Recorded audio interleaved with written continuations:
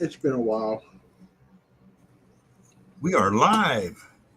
Hi, Rob. Hi, Maria. Howdy, Mark. Maria, what? Hey, Bill. So we is live, and of Wow, course my Rob Rand. YouTube's followed behind. So I got to wait for the echo before I can shut off the YouTube sound.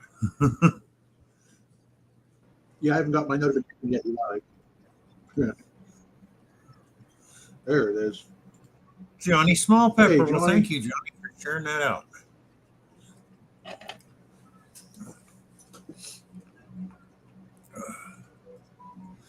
Yeah, and did you see Charlie's stream Saturday night? Were you there? Uh, Up until I fell asleep, yes. Huh. Well, did you hear? Oh God, what Zaxxon talking about? Like these lags and locking up and stuff.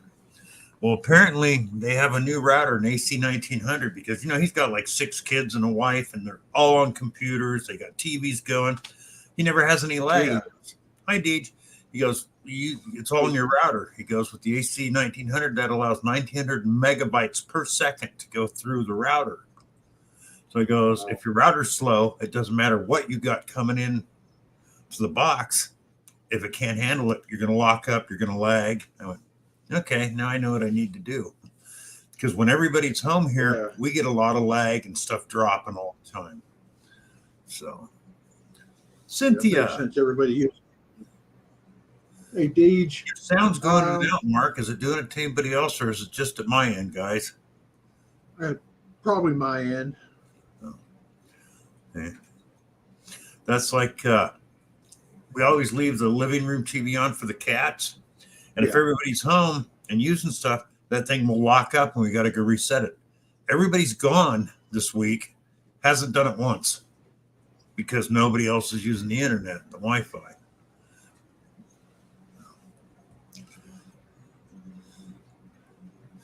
And if anybody is in here that doesn't know Rob Random, go check out his channel. He's great.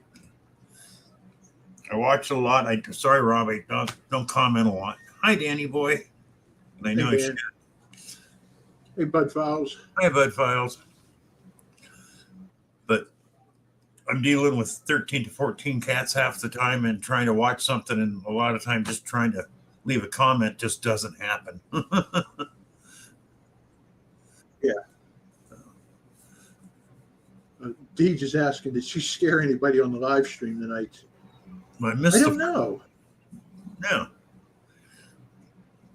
I mean, I don't remember seeing anybody type anything, Deej, but you know me, I don't pay attention 100% of the time. Hey, Marty. Marty, hello. How you doing, Marty? Yeah. Well, I saw Mark. I did get out today, and I got a whole quarter. I just, I had to clean it off, but it's an 84 clad, so nothing special. But Marty, you'd love this. hey, it's cold. Marty, I got about a 3/4 of a 5 gallon bucket full of 762 by 39 brass. It's like I'd never done this one side, far side of the main road in because it's close to houses. So I decided to do it. And apparently, if somebody's walked along with a rifle and emptied a clip, walked another 10 feet, emptied a clip on down the road, and I just kept finding digging up piles of brass. So Hey, Jonathan. 9 in the house. Thank you. Yeah, I don't know what's going on. My internet's cutting in and out, Bill. So if I suddenly disappear, you know why. Yeah, I know. I understand completely, Mark. All right, Danny. Danny passed his goal for clad this month. Good. Yeah, I made a mistake. I did a short on that quarter going, first quarter I found her that I realized, no, I didn't. I found that COVID one, 2022W. Oops.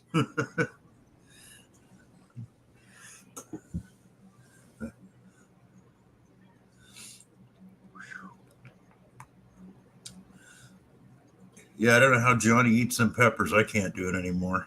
I could. I mean, Yeah. I couldn't eat a lot of them anyways to begin with. But hi, Oh, I hear Rivendell. you. But I do Yeah, love but you're hot still, food, but yeah. just can't do it anymore like I used to. Oh, Rivendell was wondering if you're going with the Robert De Niro look. Yeah. It's the jump out of the shower, hurry up and jump up on Bill's stream.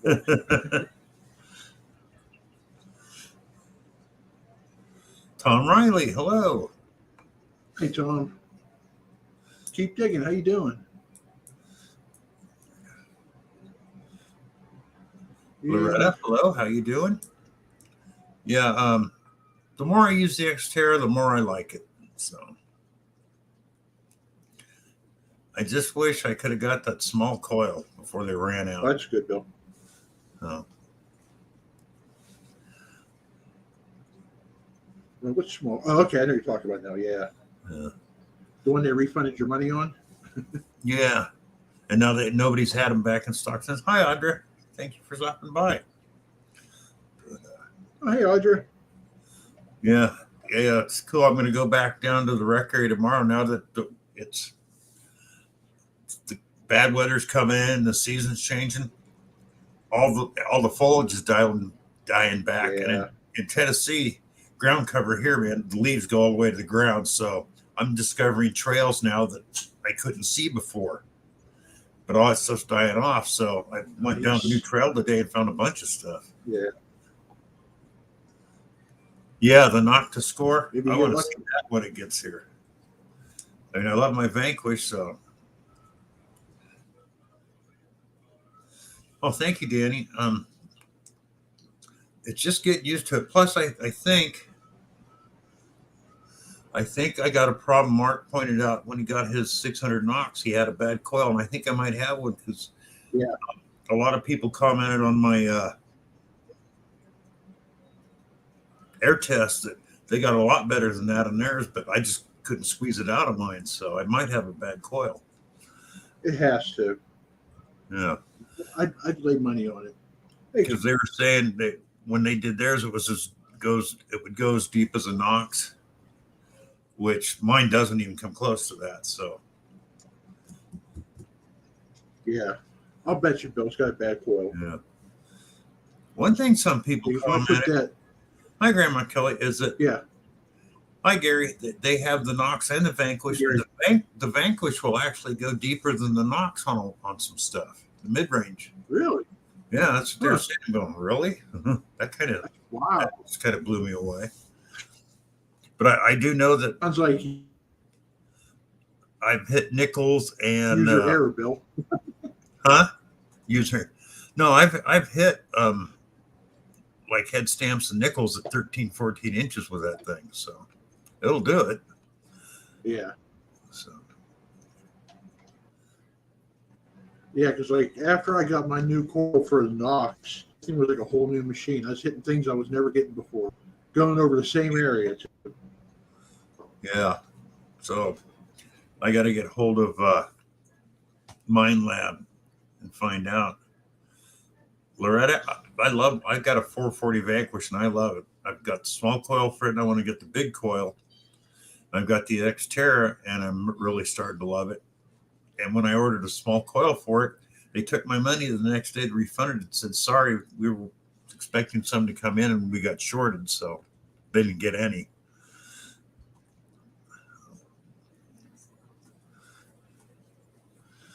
So did anybody else get out digging today?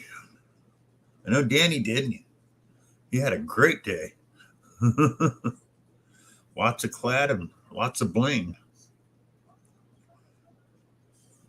Mary Pettyfair, thank you for being here, darling. I know it's late for you, Rob.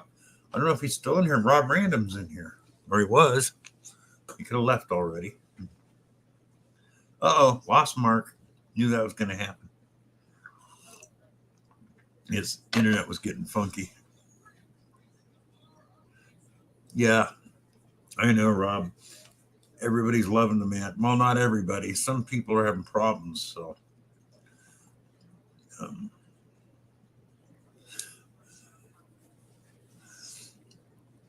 But I do like Mind Lab, but I also like First Texas Products, Bounty Hunter, and Technetics and Fisher.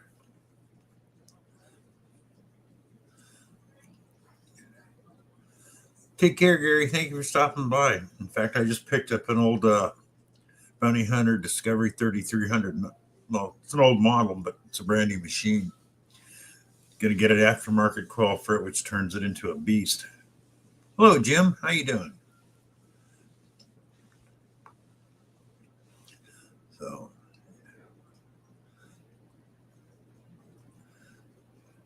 Deej had a great premiere tonight on the Cellar Hole. Found some great stuff. Ah, okay, Danny. You walk around all the good stuff, huh, Rob? That seems to me, I find a lot of bullet casing, shotgun head stamps, barbed wire, and slugs. Bullet slugs. A whole lot of them. But then Tennessee's like the gun capital of the world anyways.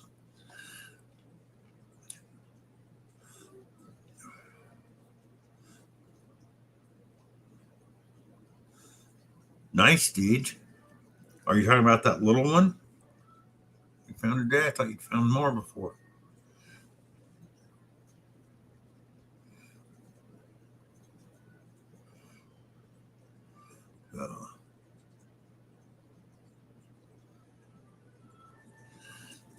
Damn, Barbara, I'm so jealous. Yeah, Cynthia. Found lots more of it today. I got a video coming out at 5 p.m. tomorrow. You'll see more.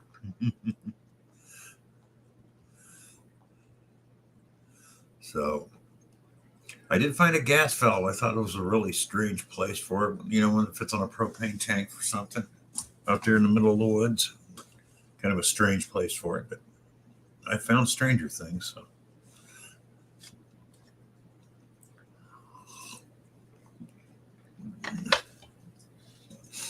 So that little bottle you got today was the first one, huh?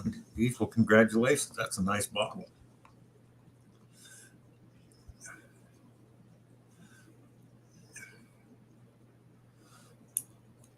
I didn't dig one, but I was walking out there in the woods and I found an old glass Listerine bottle. So, laying right on top of the ground. Well, thank you, Maria. Yeah, it's so much fun. And the only thing I got to worry about now, I got to find out, because it's starting to be deer season here. I might have to see if they let people hunt at the rec area.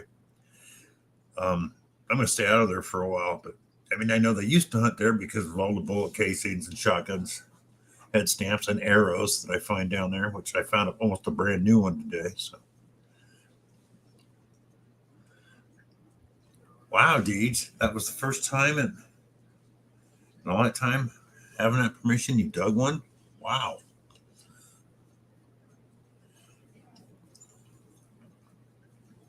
I mean, yeah, I'm retired, so if the weather's good, I can get down there. I go detecting, and I haven't even hit the tip of the iceberg. I know I've only hit a small area, and I just keep going back and finding stuff. And I got 27 acres in this HOA that I can hit, and the next one over's got about the same amount. And they said I could go over there. Hello, Diana. So I got like almost 60 acres that I can hunt all the time. The only problem is where I'm at on our side, or our rec area, there's a river that runs through it. I'm trying to find a shallow spot where I can go across to the other side because there was an old cabin over there somewhere.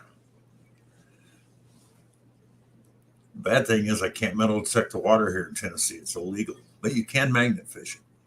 So. Yeah, Deej, that was a great bottle.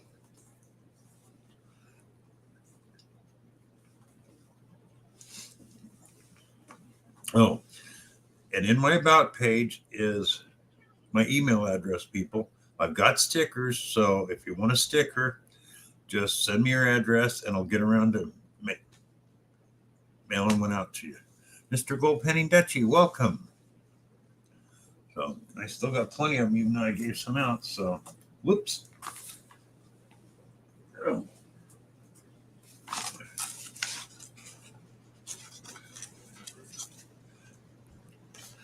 If you want one of these, Papa Rouse, what's in the dirt? Just send me your address and I'll send you one.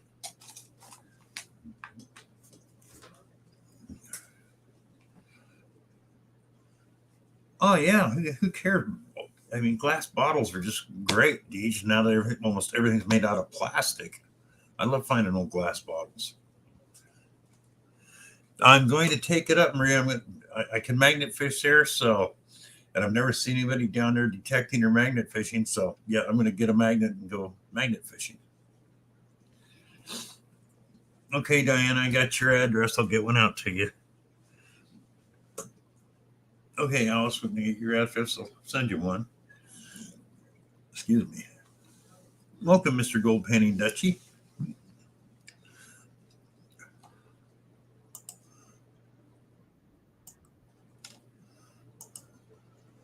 Oh, Saxon, how you doing? We had Mark up here, but his internet went. So, and Rob should be getting home from trivia. Hope he had a great time there. Don, Relic Reaper, welcome. Thanks for being here.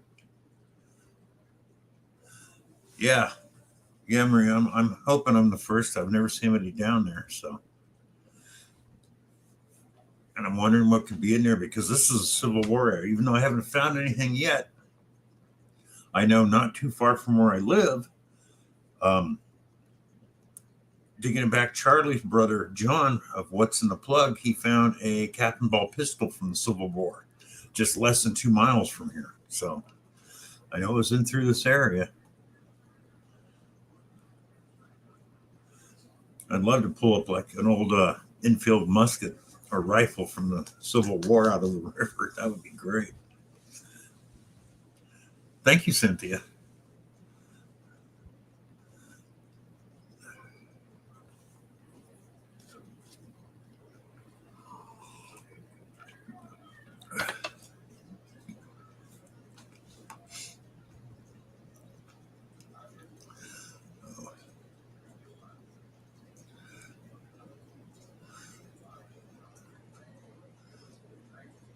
So, Don, I haven't did your channel in a while.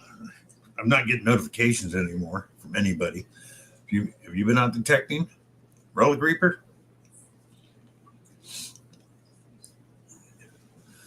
I really hate YouTube for that. Hello, Shannon. How you doing?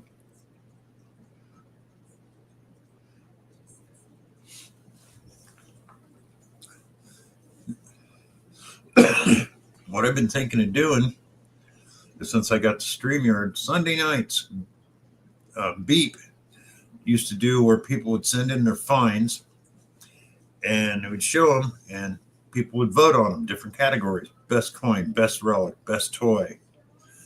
I'm thinking of doing that because that was so much fun doing that, and have races and give away prizes.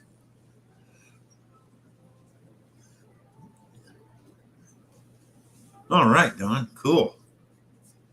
Oh, Mark's back. Maybe. Let's try this again. Well, it's looking and sounding better than last time. Okay. I reset. I had to say that. Sorry, it's locked up. I knew better. Should have kept my mouth shut. Oh, well. Yep.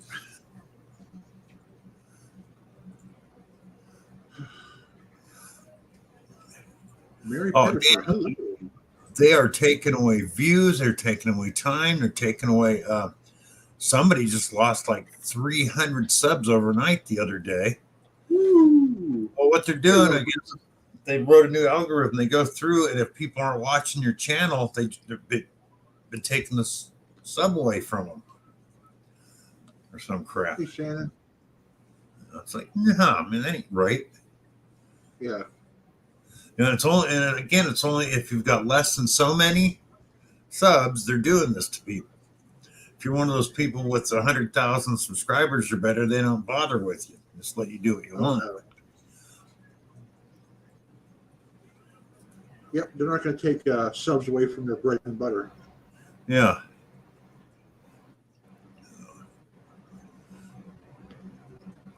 $16 people in the house. Thank you. But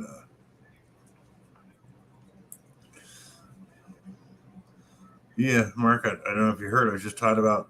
I don't know if you remember when Beep was doing the Sunday night things at 9:00. People would send in pictures of their finds during the week, and he had different categories like relic, best relic, coin, jewelry, and toys. and then people would vote on it to see which it was, and then he'd do duck race and stuff. So we went from 150 and dropped to 60 views overnight. That's what I'm talking about. Yep. They do a purge every month, huh, dudes? Yeah, come on. You know, that's weird because I haven't lost any, but I'm waiting for it to happen.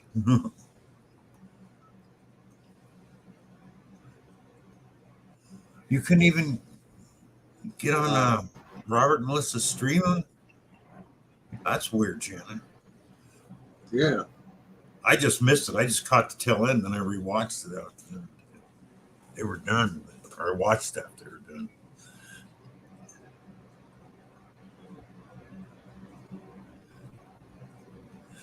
Yeah, that's what they're doing, Danny. They're throwing the ads on people that aren't monetized and not letting you get there to get any revenue off of it. That's just wrong.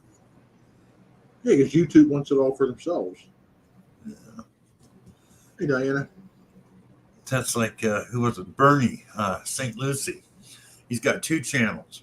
His detecting channel, which isn't monetized. His old channel, building model kits, he started in the old days, so it only took him 100 subs to get monetized. So that one is. You know.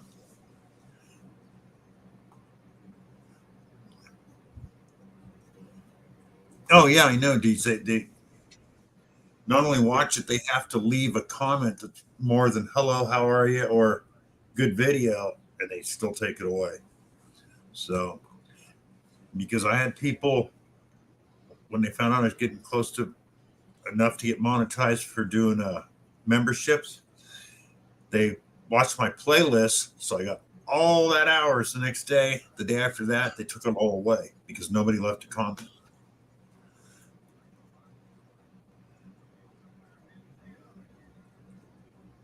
Wow. Wow. Well, I also heard over there in the UK, some guy was talking, like we did with the Nerf guns. Yeah. In the UK, you've got to get that okayed before you can put it on YouTube. Really? Yeah. That's what somebody was saying. I'm like, what?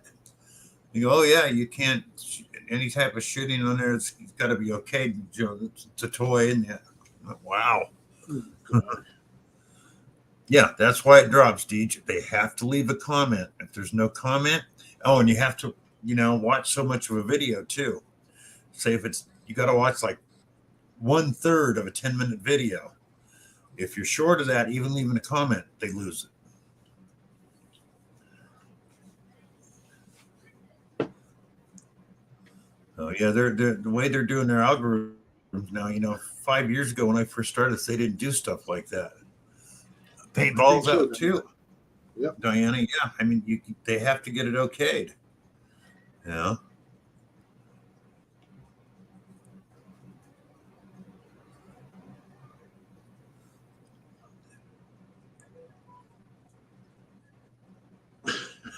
Rob, I watch people's videos.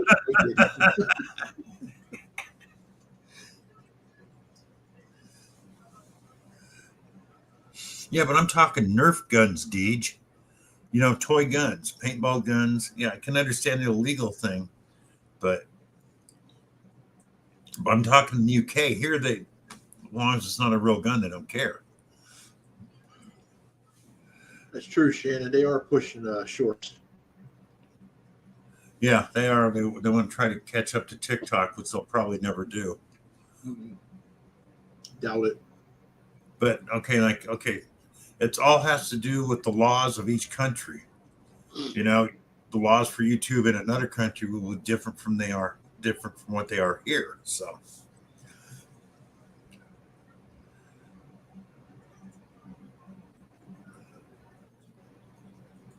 It's just stupid. Yeah. And all these other formats out there, the ones that are free, like BitChute, I couldn't even get people to view or join the channel unless it was political. And the ones that charge money want way too much to join them. So, they went $30 a month on some of these places. Oh, you want to put your videos up here? It's $30 a month. Whoa, wait a minute. No. Yeah, it's nice that you get subscribers, but you don't get any view time for it either, though, unless you hit 10 million.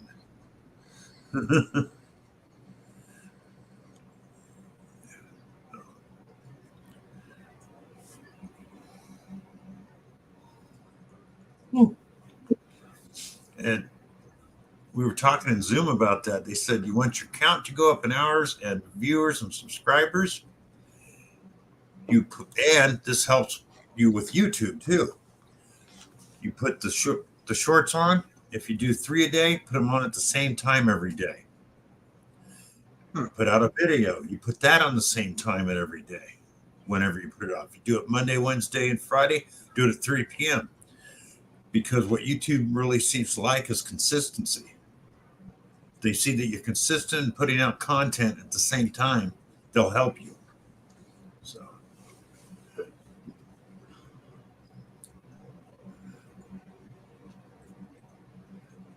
Well, Danny, on some of it's laws, so I dig on. The one that gets me though is when they put music in the YouTube studio saying you won't get a copyright, then you get copyrighted for using it. That's the one that gets me.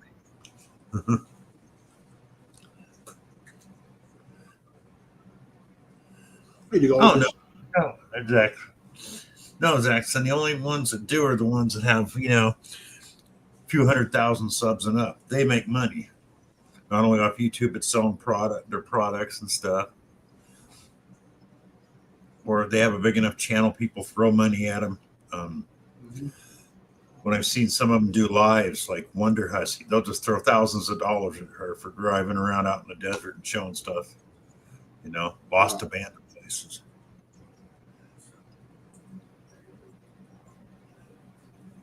Yeah, I'm with you, Zach. It's entertainment because, speaking of which, turn this off. My TV's basically for the cats. If I'm not here that way, it sounds like a human voice talking to them.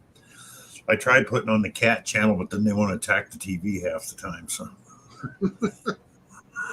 they hear a bird and they're all like in here going, "Yeah, let's get it."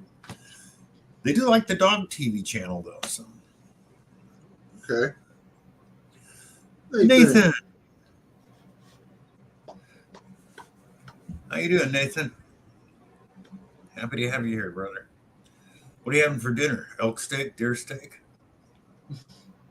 Venison burgers? Elk burgers? What? I'm going to go with moose. Nothing on TV but reruns.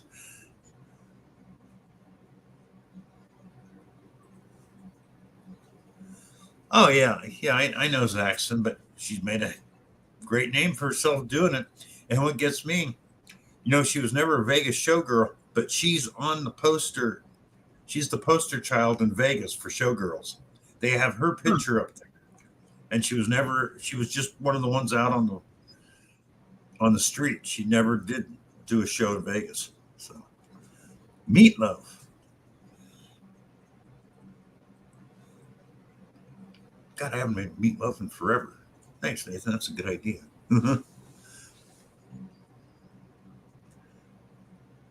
I hear you, Mary. That happened to me twice. I used Really? YouTube music, and somebody in China tried to say I stole their music. I fought and won.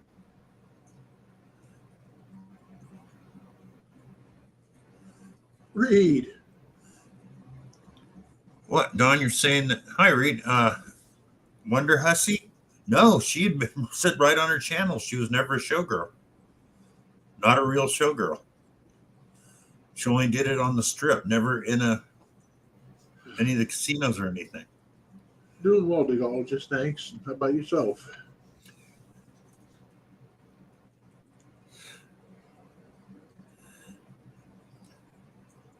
Hi, Cooters. All the cats are in here now. Hey, buddy. What's up?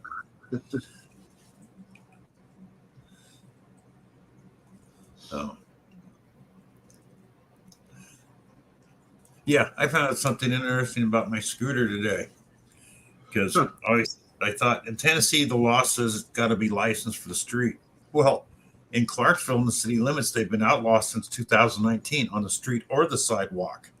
Electric bikes, scooters, motor driven, because apparently Nashville and Chattanooga had problems with people dumping them. They're not a docked system. So I know people weren't dumping them. They were probably getting stolen, and the cops were too lazy to go after the thieves. So you make it illegal to have them on the street. Yeah. So even though they didn't have that problem in Clarksville, they went along with, oh, well, if it's happening in Nashville, it's going to happen here. So it's illegal. You still gonna ride it? Oh, yeah. I'm outside go. the city limits. I'm in Clarksville, but I'm not in the city limits. So Good. if they catch me, all they'll do is make me ride on the sidewalk. But all I use it for is going down to the rec area. So I'm all burnt out by the time I get back. I could haul my gear back. Hi, NorCal. And Fairy Dust, hello. Fairy Dust. I wouldn't be able to make it back. My hip would be worn out by then. That is one nice thing about having those e-bikes or e-scooters.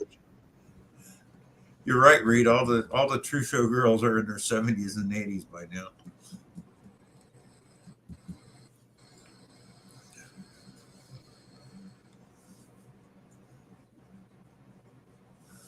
But yeah. Well, Reed, if I can ever get a place back there, I will be coming back to California, but I'd signed up for the Section 8 housing and stuff, had my voucher and all that, and could not find an open spot. And the way they do it now, they're only good for 2 months. Then you lose it, and you got to start it all over again. So now nothing's open. I got to wait till they have an open enrollment. So getting older. Oh, yeah. Getting older is wonderful. Yeah. Yeah, Dan, I love my e-bike. Any chance I get to ride it, I use it. Yeah. We were talking about that in Swifty stream earlier. Getting old. My brain says I'm 20. My body says I'm 80. Jim Steele says my brain says I'm 65. My body says F you. So I'm getting there, Jim.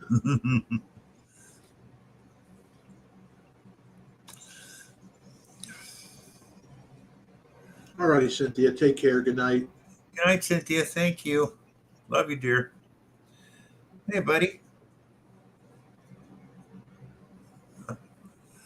Must be something came into the room. All the cats are running around looking for a bug or something.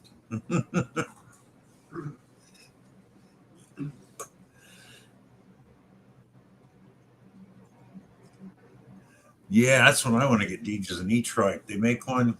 They call it a golf cart. If you get the thing for a bag on it, you can get a basket on it. Then it becomes a mobility scooter. But they even have off-road tires for it you can get with it.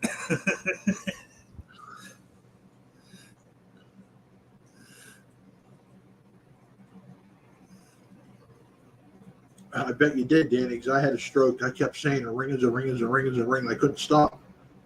There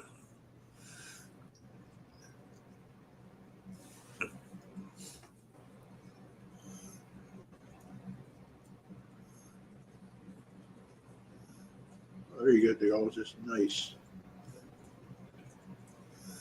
Yeah, Diana, you can get some e-bikes or scooters real cheap now that will get you to that store and back, no problem.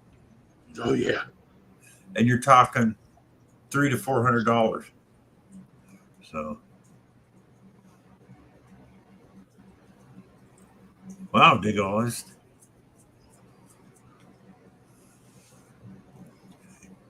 I'm gonna have to check that out, Deej.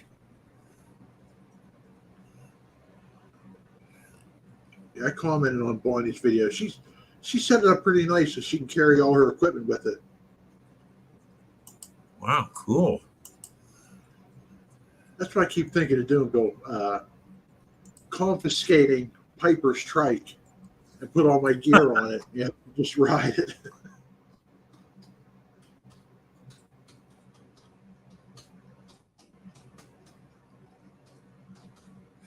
Well, I want to get All right, It's an Dutchie. electric. Have a good night. Um, it's an electric scooter, fat tire, low to the ground, and I think it's like 2,000 watt, 60 volt, so you can go Wow. quite a distance on it. I love those fat bikes. Yeah, I don't like sitting up high. That just never did. Whenever I had a motorcycle, I would put a rigid frame on it and lower the seat like by 1.5 feet. Hi, Corey. How you doing? I just don't like sitting behind. Mark Miller. Hello. Thanks for being here.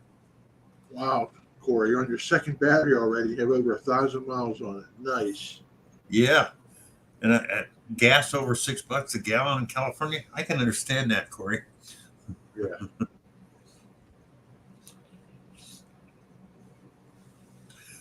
Good night, Dutchie. Thank you.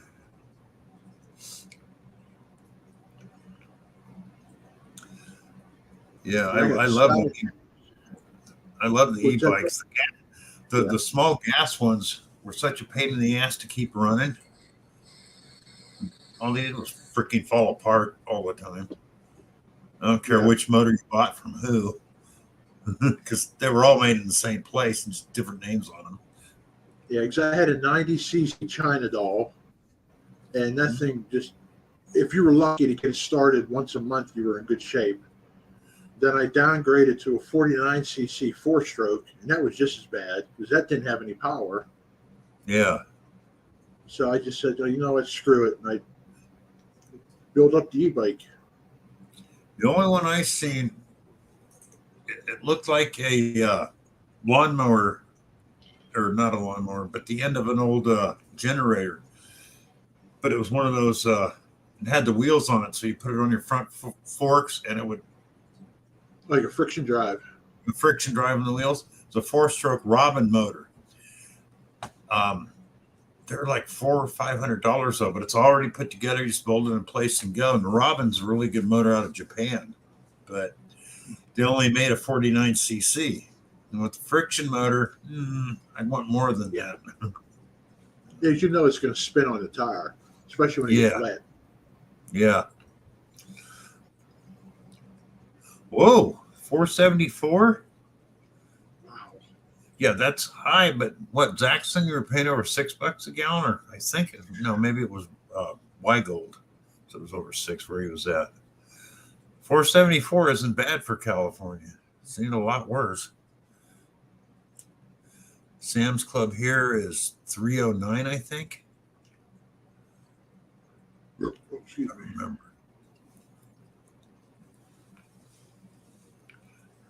The our gas up here finally dropped 10 cents a gallon. It was nice.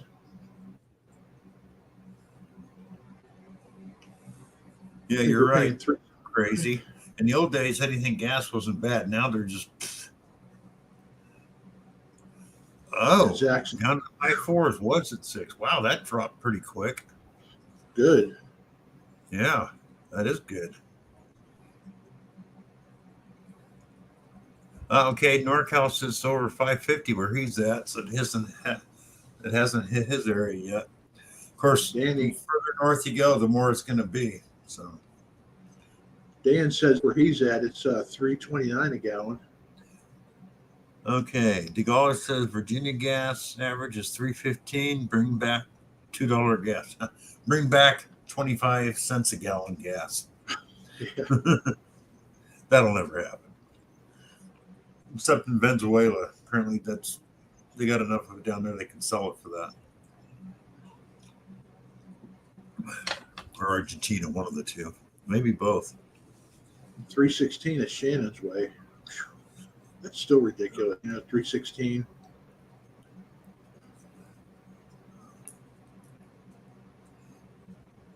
So when I started driving, Bill, it was 89 cents a gallon. Yeah. Nathan says he tries not to look at the gas price. That's why I didn't borrow my roommate's truck. It don't bother me as much because it's diesel, so it's cheaper. Yeah. You know. And better gas mileage. Yeah. Getting close to $5 there in the middle of Nevada. Damn.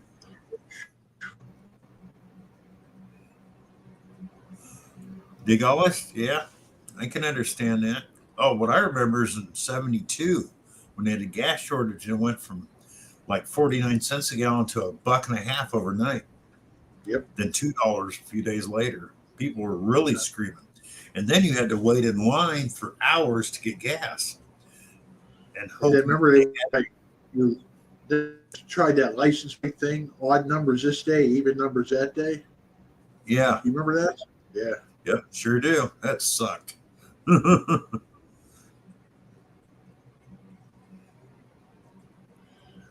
We have some. Yeah. Corey, I did that when I was back in California. I had a Safeway card. Yeah, man. Found out which gas station to go to, and I would save bucks. Yeah. Yeah, we have that up here. It's with our the Giant Eagle. It's our supermarket up here, and they have their cash back. If you spend like $50 on groceries, you get 10 cents off. Well, I remember when I was a teenager, went to Sac with my dad, and I looked over, and there was a gas station on each corner, basically, in those days, back in the old days. Yeah. One was 19 cents. The guy across the street was 18. Another guy was 17. The other guy was 16 cents a gallon. So it's a penny down all the way around. Yep. It was funny.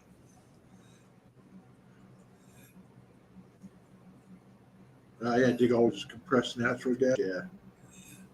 Well, I remember watching a thing on TV one time when it was Argentina or Venezuela. They had so much freaking oil coming out of the ground down there. They were dumping gas and laughing at us when ours was high the one time and going, they're selling it to their people for 17 cents a gallon. So well over $5 there, yeah. Yep.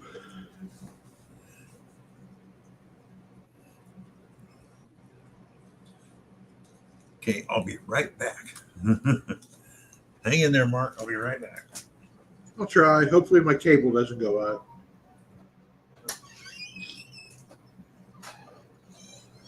Oh, Bill's leaving. I thought he was just getting coffee.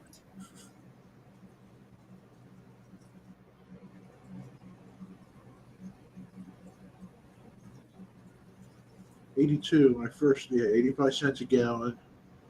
Big pastrami fries in a Coke, $2.29. Oh yeah, I remember that. I remember when the dollar menu was $1.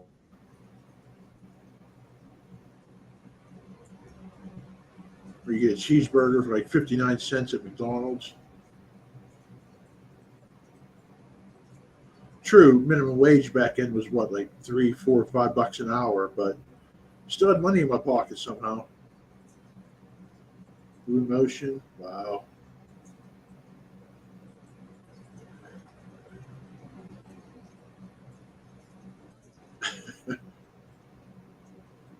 $0.19, Jimmy. I remember my dad telling me that. He said when I was born in 1967, I think it was 25 cents a gallon. Oh, nice. But then, again, what was minimum wage back here in the 60s? $1, $2 an hour, if that. Oh yeah, my first job was real job was $1 or $2 an hour. Other people were making $1.25 an hour. Yeah. So I was living high on the hog. My first vehicle, though, was a 46 Studebaker Champion pickup.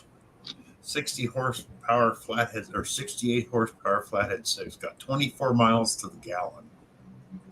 For that, wow. Now, the vehicle I had along with it, 6 months after I bought that, I know most of you, or probably nobody's ever heard, it's called a King Midget. They built them from 1948 to 1962. They're little two-seaters. It had a 14-horse Wisconsin motor in it with a 2-speed automatic and was a belt drive to the rear axle. Well, that thing it was a 3-gallon tank, and I could go almost 200 miles on that 3 gallons. Wow. It was my senior year of high school. And where I lived, I had this really steep hill to get to the high school. Well, you know how school buses pull over to let cars go by on steep hills? I had to pull over to let school buses go by. But then the belt broke and I couldn't get one. And when I finally was able to get one, they outlawed the cars for having a belt drive. You couldn't have them in California anymore. So. Oh, wow.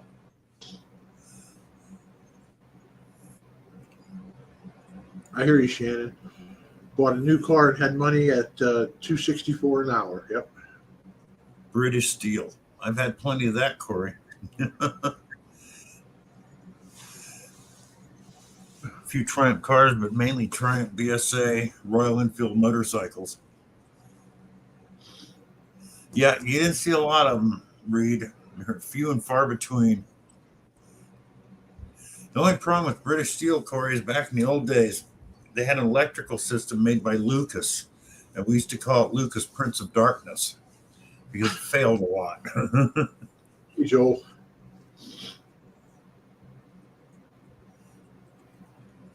Hey, Mike. Hope I said that right. Joel, how you doing? MYK, is that Mick or Mike? Look what Nathan wrote. When I was a child, we got some friends together and raised $4 for gas to go drag racing for 12 packs. How time flies. Yeah. Yep. Oh, DeGaulle, 66 Impala. Nice car.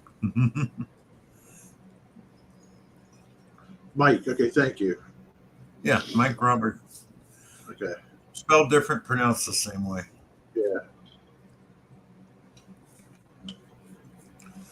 Wow. Yep, how time flies. Hey, I remember back in the old days that Studebaker, all I needed was a crescent wrench, a pair of pliers, a hammer, some baling wire, and duct tape. I could fix anything. That was back in the day. When your fuel pump quit, you went down to the store, spent $2 for a rebuild kit, tore it apart, rebuild it, threw it back on. Good night, Dan. Good night, Dan. You ever you remember those, Mark? Rebuildable fuel pumps? Yep. Oh, yeah. Yeah, they're made in India now, Reed, I know. So, thing is, they're actually a better motorcycle. They don't fall apart like the old ones did. I can't say that the Enfield actually held together better than the BSAs and Triumphs, but they weren't really fast.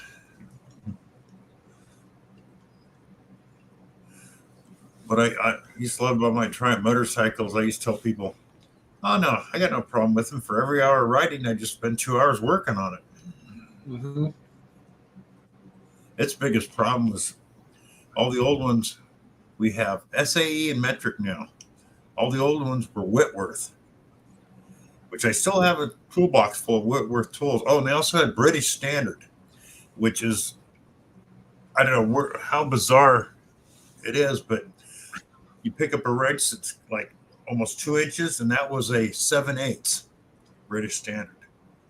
But it would fit a 2-inch nut. It was a real oddball system. Yeah.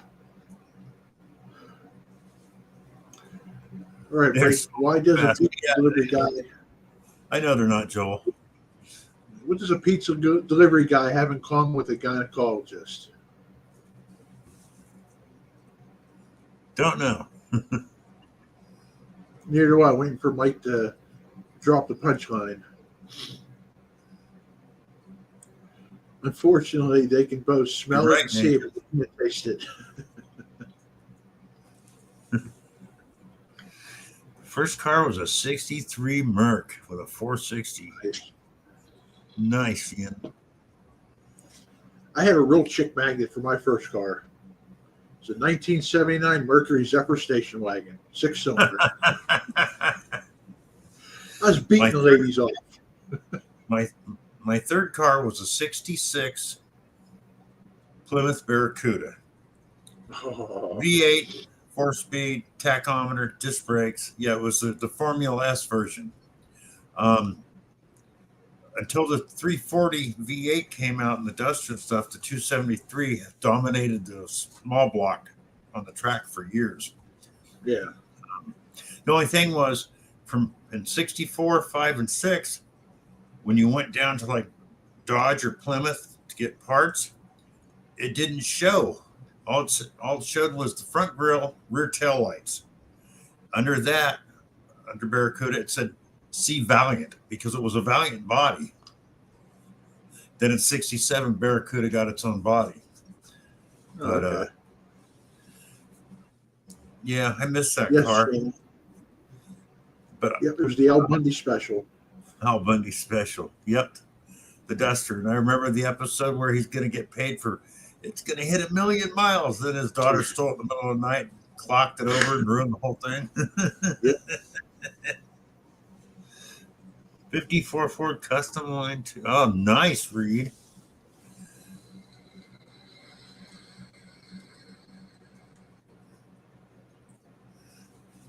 Nice, Don. 78 Datsun B1200. Oh, Dodge Dart Slant 6. There you go, Joel. Yeah. 60 BSA 650. That was, yep. My last Triumph was 62, the last year, the pre-units NorCal. After that, they went like Japanese bikes where the transmission and motors were one unit. So I love that old thing. But I was going down the freeway about 2 in the morning, left a bar, and this is where the Lucas Prince of Darkness came in. Everything ran off a magneto. They had a battery to do the lights, but the motor and charging went through the magneto.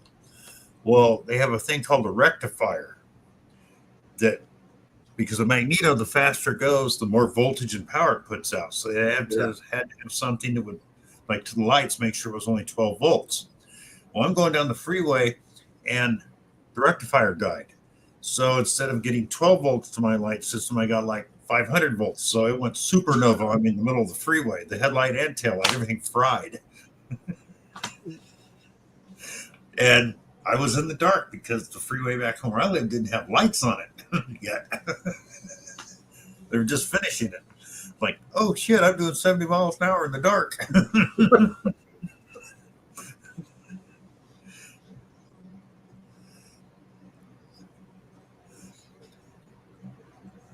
72 Mustang Gia, ugliest. Yes, you're right, Deeds. That was. Ooh, 67 Cougar. Nice, Nathan. Great car. Yep. Next girlfriend of mine had one. Loved that car. More than I loved her. I tried to buy it from her. She wouldn't sell it to me. Indeed. Her first car was taking over Dad's car payments. Huh.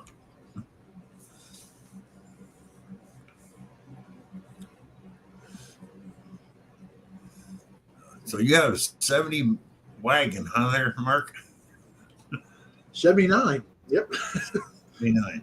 Yep. Mercury Zephyr station wagon. I was the envy of the old people everywhere back then. Yeah, I bet. And the mechanics probably loved you, right? That's when I started to learn to work on my own car. Yeah. So I remember, everybody remember from like 77 to 1980, 81, freaking American cars were piles of junk. Yeah. Didn't matter what you bought, they fell apart. You know, I hated that. You need to buy American. No, we'll buy Japanese till you guys get this figured out. Used to make great cars. What happened? It was pretty cool. When I had that car, my dad had an 83 Ford LTD wagon, and a lot of the parts were interchangeable. So when it came time for inspection, we would swap parts off each other's car to get it to pass inspection. Then once it passed inspection, we brought it back and replaced the parts back to the car they belonged to. We did that for years. Oh, Marty's first car was a 72 Grand Prix.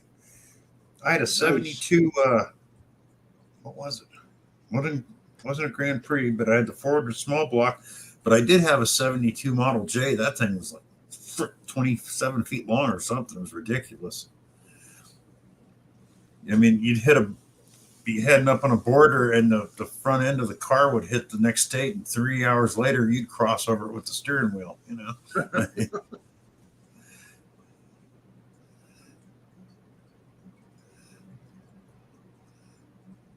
It sounds like my yeah, you're right, Shannon. That sounds like my 67 Ford Falcon I had, Bill. you'd come to a stop sign and the frame was so bad, you hit the brakes, the car would go wonk, wonk, wonk, wonk. Oh my, that Studebaker, that thing was so light. If it was raining and I had to make an emergency stop, it would do a 180 and I'd be sitting backwards at the stoplight. There's just no weight in the back. I used to have to fill it with weight so I wouldn't do that. Good night, Deej. I remember the what started the bad American cars wasn't the Pinto, it was the Vega. Man, that thing was the biggest piece of crap ever made. It looked nice. Wasn't that the one with the first aluminum heads? The whole motor was aluminum. That's right. Okay. And it wasn't American. They had them built by a Zuzu or something, and they were just, but it was an American design. And even the Japanese, when they were telling them, we want you to build this for us, are looking at it going, no, you don't. You don't want us to build this thing. Ooh, a Gran Torino with back. All righty, Mike. Take care.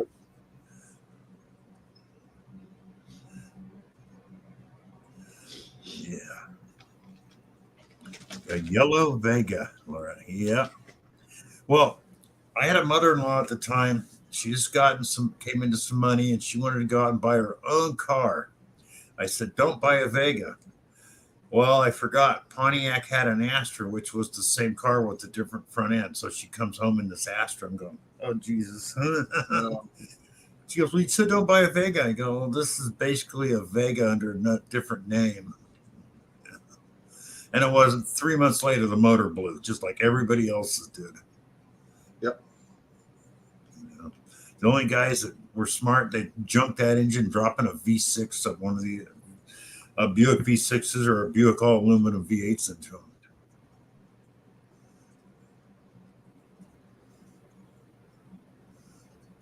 Nice, Diana.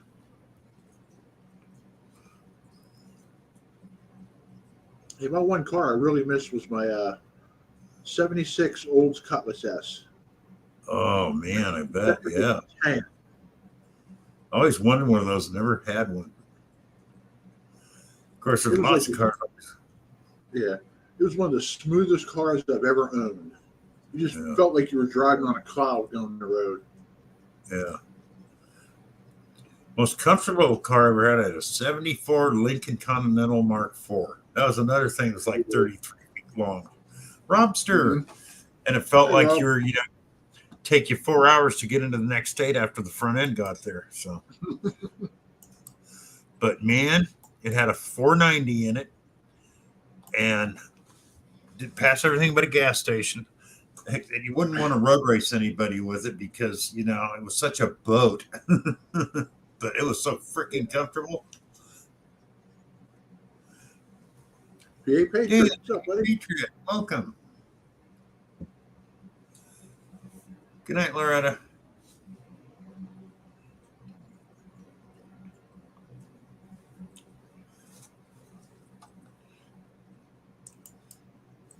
Another car I missed. My after 70, all these years, the nicest riding car I've ever driven is the one I'm driving right now. That's a nice car, Rob. Oh. There we go. I had a 71 Ford F100 with 3 on the tree, and first gear was messed up. You had to fight to keep that thing in first gear. If you didn't, it'd pop right out and it would tear your arm out of socket. My buddy's dad had a 76 Ford 6-cylinder with a 3 on the tree. That was interesting to drive. It is, yeah. I liked it. I like driving it.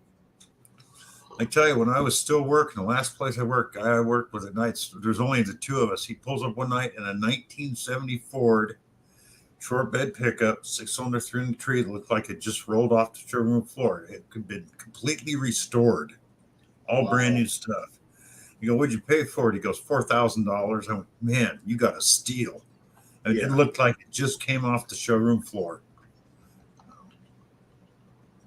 Nice pickup. He's still driving it today. Nice. 70 AMC Hornet, 3 in the tree, scared all my friends to death. Well, I didn't even know they made 3 on the trees in any cars. I thought that was strictly reserved for trucks. Oh no. Lots of cars had 3 in the trees. I did not know that. Yep, in the 50s, 60s, and 70s. Yeah. In fact, a lot of guys didn't know 67 Camaros and Firebirds. They came out, their 6-cylinders came out with a 3 in the tree, and so did the V8, unless you ordered a floor shifter. So the very next year, everything went to floor shifters. So guys would take the steering column out, get a new steering column, put a shifter in the floor, and ruin the value of the car. I knew a guy back home, he had a 67 Camaro, was cherry. 6-cylinder, 3 in the tree. So he got rid of that 3 on the tree. In fact, looked it up not too long ago. The car would be worth $65,000 today.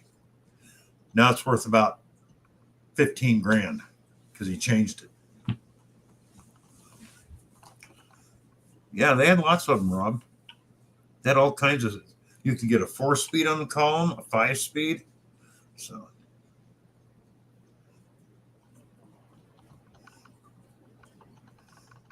Oh, PA Patriots getting himself a brand new Tundra. Nice. Those are nice trucks. Yeah. Oh, you had a 67 Biscayne? I had a 1960 Biscayne, Marty. Digologist, have a good night. Good night, Digologist. Uh-oh, what happened to Marty? Or what happened to Mark? His internet's been funky on him. He's been in and out a couple times tonight. Good evening, Miss Fairy Dust. Possibly by Saturday. Well, nice. Congratulations, Dan. Those are great vehicles.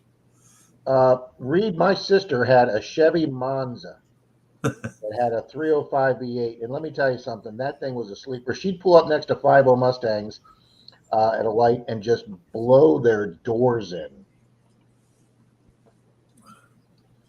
That was one of those cars you'd open up the hood and you couldn't see the ground. The engine took up the entire wheel well. A friend of mine had one of those. And one day he called me. He goes, I need you to come over and bring your jack. I go, why? He goes, I got to change the spark plugs. Rob, when you change the spark plugs on the thing, you had to loosen the motor mounts, jack the engine up. Then you had to take the wheel off because there was 4 holes in each fender well to get to the spark plugs. You had to pop the cap out. What car was this? The Monza. What a pain in the ass that is. Oh, it was. Yeah, some of those cars back in the 70s and stuff, it was worse than German engineering. Hey, we'll throw this in there. It won't fit, so we got to do this and this so you can work on it. But and yet my 78 Chevy with the 350 in it, my 4x4, you could take the hood off and you could just sit in the engine well and put your feet up on either the front where the radiator was or the back firewall, and you could sit there and work all day long.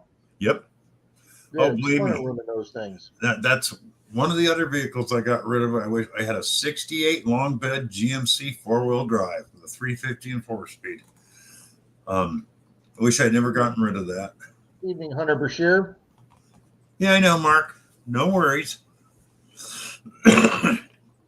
But I bought the truck. Oh, wow, Mike says the Tundras are cherry picked there for the catalytic converters. What now? I'm so happy we don't live in a state where we have that kind of shit. You got to wake up and worry about if your catalytic converter's been stolen just for a little bit of, what was it, gold or copper or whatever the hell's in the damn thing. Yeah, that's ridiculous.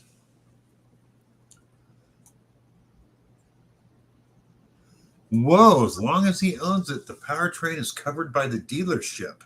Wow. Nice. That's a hell of a deal. Who needs fender wells, Reed says. Well, to me, that was just a stupid thing. When I saw that, I looked at Tim. I go, you going to get rid of this freaking car? He goes, I like it. I go, come on, it takes all day to change 8 spark plugs. Hell. You know?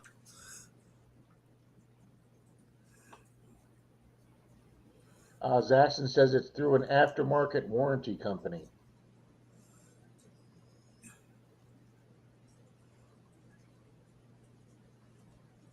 Oh, it's through Allstate, is it, Zaxxon? There's Mr. Nathan. Good evening, Mr. Nathan. again, Dog is my co-pilot, is Nathan, guys, and I tell people this every time I see him come into a chat. Nathan was one of my first 10 subscribers, folks. He helped me build my channel when I was a YouTube nobody. Yeah, I mean, it I'm wasn't. still a YouTube nobody. I just have a few thousand followers now. Yeah, Nathan, it was a real nice truck, except for one problem. The reason the old guy sold it to me, so I bought it cheap, is I got it and I went to drive it, and your later model 4-wheel drives, this one didn't have power steering. That sucked when you slowed down in parking lots trying to get that, get into a stall, because it had no power steering. And I looked forever. Go ahead. I looked forever to find a power assist, the add-on that they had. I couldn't get one, so I ended up selling the truck, and I kicked myself ever since. So. Bill, has Randy been in tonight? No, I haven't seen him. I would like to congratulate Mr. Randy. He sent me a text today. He went over 8,000 subscribers today. Wow, nice. I had no idea he was up around that high. I didn't either. Wow. I mean, he has taken this YouTube Shorts and made it into an art form. Yep. Well, I'm trying to do like he said, put the shorts on the same time every day, and even my long videos. When I post it, it's going to be at 5 p.m. every day. My shirts will be at 11:30 a.m. every day. Just see if that helps. I tried.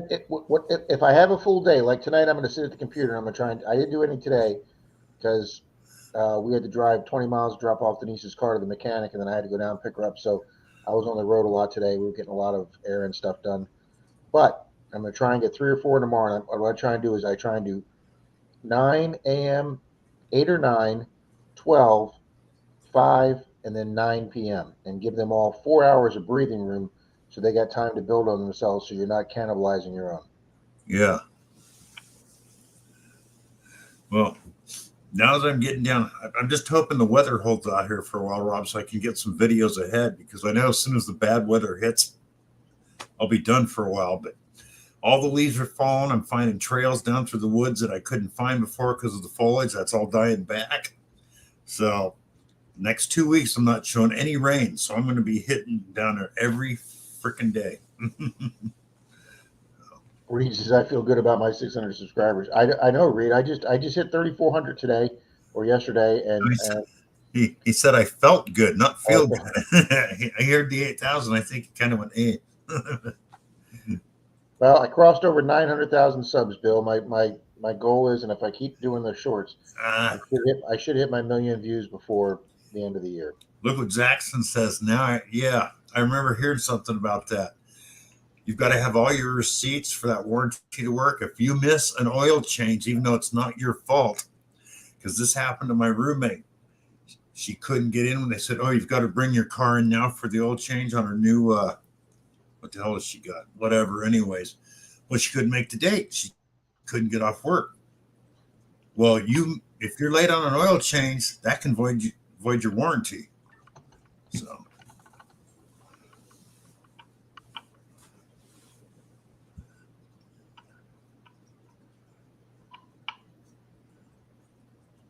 Yeah, Nathan, same thing. My truck was so old it didn't have a catalytic converter either. Yeah. Yep. Oh, there's lots of crap the old ones don't have that you don't need, like catalytic converters. It's funny, Bill, if we had somebody here under 30 in here, especially if they're not really a car guy, they probably really wouldn't even know what you were talking about with a 3 on the tree. No, they wouldn't. Well, half of them now when you say a standard transmission, they go, what? Yeah. That's just another phrase from. We had a trivia question tonight, and it said the NOLE something phenomenon was a 2022 internet sensation that revealed who were the children of movie stars or something, or what. It had something to do with some website or meme that called out the kids of movie stars, and I was like, I've never heard of it. I don't know what the hell it's talking about, but true or false. I put true because it sounded like something that would have happened last year on the internet, and it turned out to be true, but I didn't know what the hell it was. Yeah. That's just when you realize you're just becoming an old fat white guy when you have no idea Yeah. what's going on in the modern, young, hip, urban world right now. Because I could talk about a three on the tree all day long, but give me some modern band right now, and I don't know who the hell you're talking about. Yeah. Same here, Rob. Okay, I called to warranty the lady's engine. Warranty guy told me the engine cost more than the warranty. We'll refund the warranty cost. Oh, yeah, that sounds about right. Oh, Micron's here. Stick shift is non-existent. That's becoming that way everywhere. Everything's switching to automatics. Oh, I gotta grab me some coffee, Rob.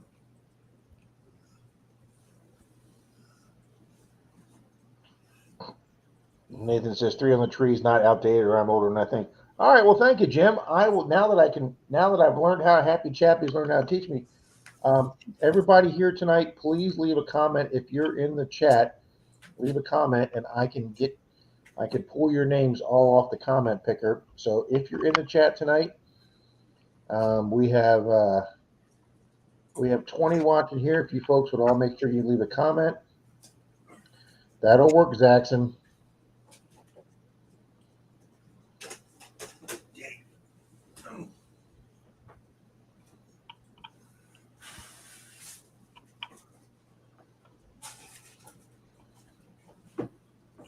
All right, we've only got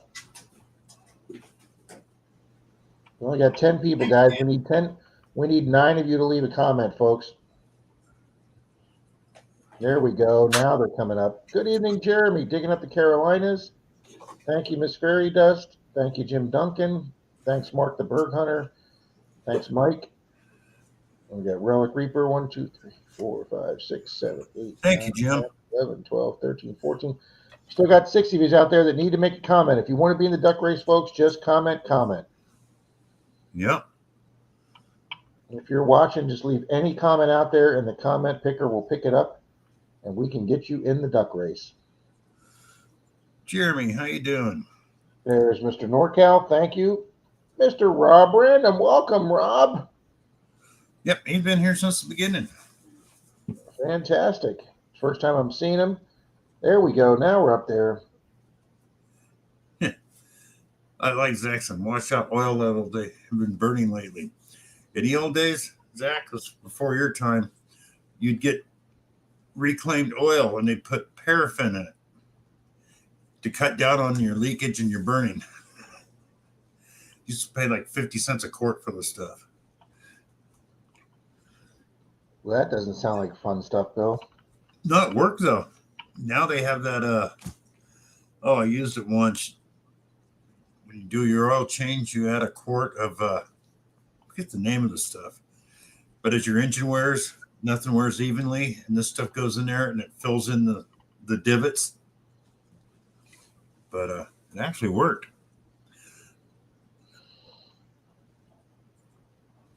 Pouring rain right now. Stupid car. Ray Lube. No, not Ray Lube. Dang it. Now I can't remember the name of the stuff. But it's been a long time since I used it. Oh, Rob, you idiot. No, Zaxxon, this was reclaimed oil. And they made it a real thick paraffin base. Not STP. Came out after STP. STP's been around a long time. Another thing I like to use is Marvel Mystery Oil. STP doesn't work that great. But you used to get a lot more mileage out of the old motors and trannies and stuff with Marvel Mystery Oil. You put it in the gas and in the oil.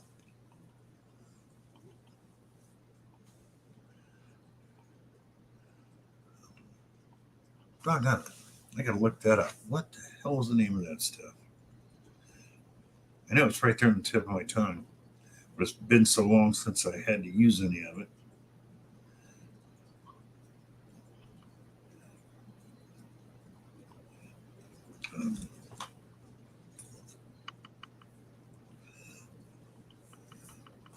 Standby oil? No.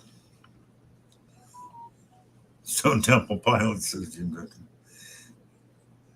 We always said the STP was a squats to piss. So.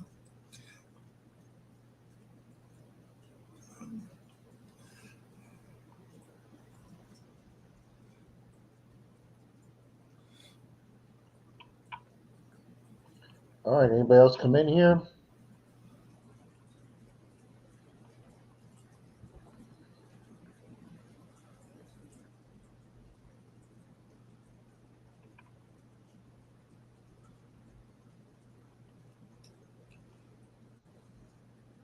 Don't think so.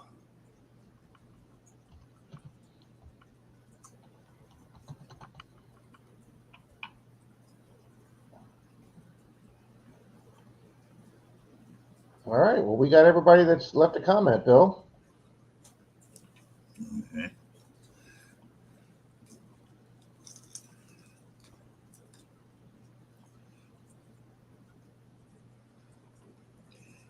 Anyways, this stuff that I can't remember the name of what it was Teflon based.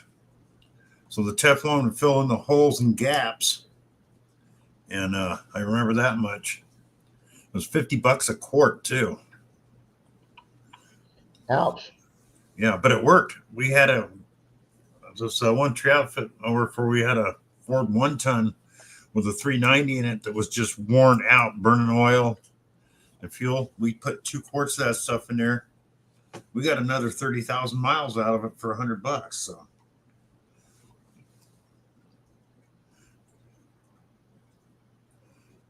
That Marble Mystery Oil is really great stuff, Diana. I've loved it for you. An old Ford mechanic taught me about that.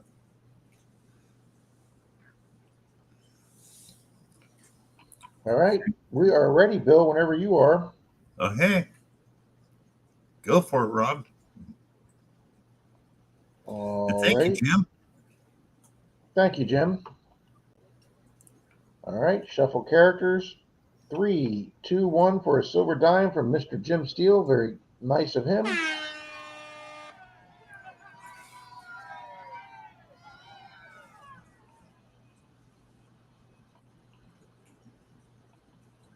Oh, you don't have Diana in there, she said. Oh, well, she did make a comment. She didn't show up. All right, stand by. We'll pause this and redo it. Stand by. Thank you, Diana. Yep. Rerun. Sorry, people.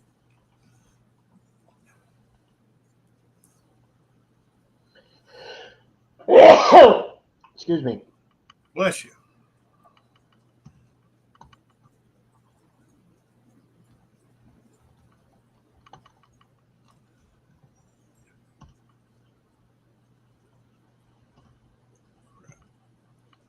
All righty, that gets us closer.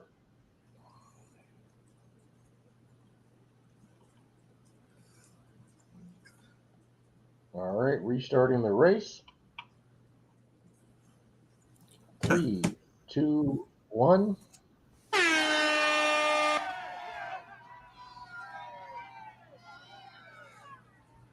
Don't want to leave anybody out here.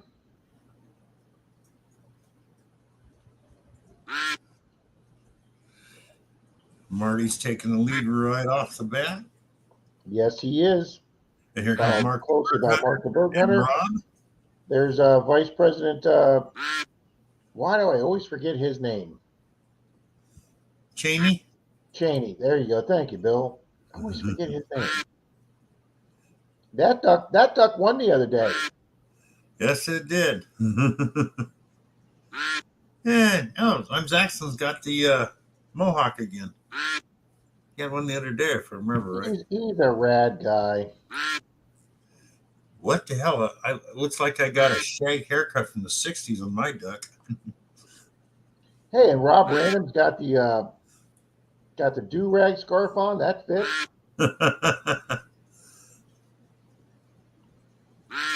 Okay, 30 seconds. Everybody's still bunched up. Rob Random slowly making his way to the front. There's that 19-second fade. Zaxton's still up there. Nathan's right on her tail. Nathan's creep. Oh, here comes who's coming up? Mark the Berg Hunter's coming. Who's going to take this at the last second? Is it going to be Mark the Berg Hunter? Yes, it is. Boom. Mark the Berg Hunter Yeah, Mark. and Jim Steele finishes second in his own race. Yeah. Marty Verstel third. Where did Rob fall to? Holy smokes, Rob fell to 13th. Yeah, it came in ninth. That ain't bad. There you go.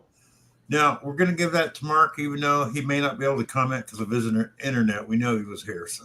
Yes, we know he's here. That's absolutely right. And there you just said, holy moly. So you just won a silver dime from Jim Steele. Thank you, Jim.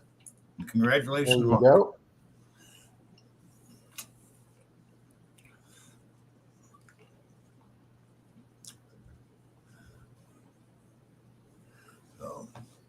Oh, let's see.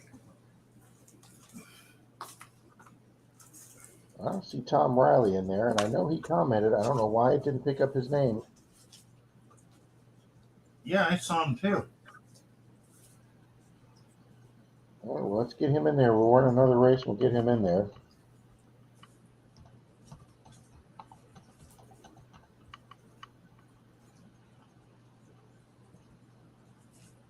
Sorry, Tom. I don't know why it didn't pick you up on the automatic.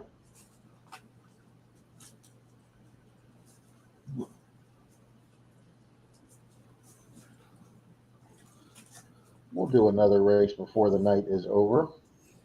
We'll do another one after that. Before or after that, she'll make up a good sticker pack. Mike, I can actually ship to Canada for a dime. Yeah, I can actually ship a dime to Canada for only like $1. I think it's $1.06 or $1.10. So yeah, I can do a silver dime to Canada. Just Be Cool is here. Good evening. Hi, Don. How you doing?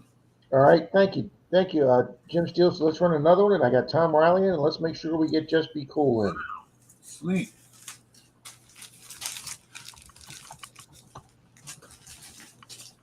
There we go.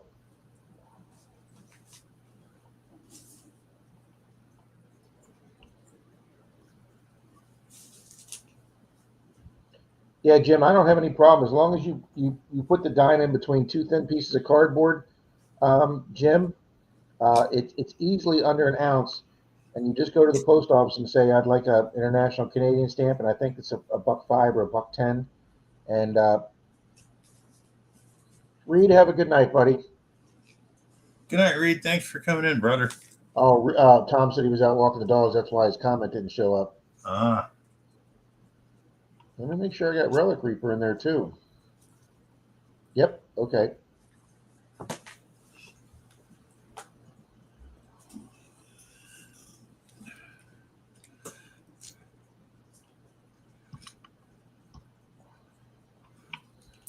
Bill, you ready to do another one? Yeah. All righty. This was courtesy of Mr. Jim Steele again. Very nice of him. Thank you very much. Jim. Shuffle characters. All righty. 3, 2, 1. As Charlie would say, good luck, good luck, good luck, everyone. Good duck. Yeah, good duck.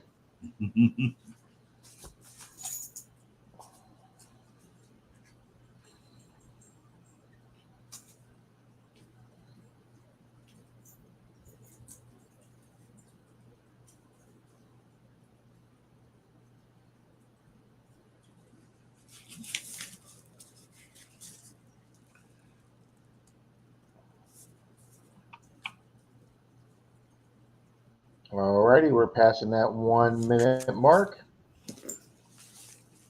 There's Mr. Looter 8.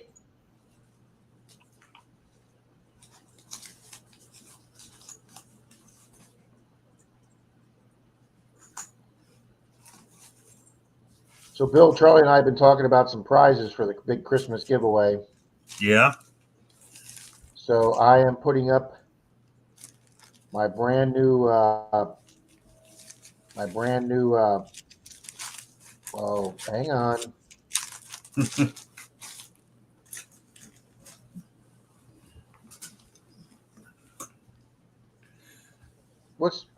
I'm going to put up my brand new Ugly Box kit. Oh, nice, Rob. That's going to be one of the big 10 seconds ago. That's going to be one of the big prizes. Hi, Looter8. 6 seconds. Is NorCal coming up? It could be NorCal going to take it at the very end with the Mohawk. Boom, the Mohawk takes it.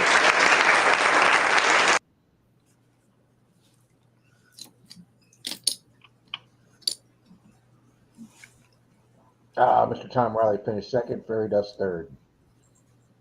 Congratulations, NorCal. Yep, congrats. Awesome, NorCal. Mike. I know he was here a minute ago. Come here, buddy. Well, come here, Seymour. Come here. Come here. Come here, buddy. Oh. Say hi to everybody, Seymour. Okay.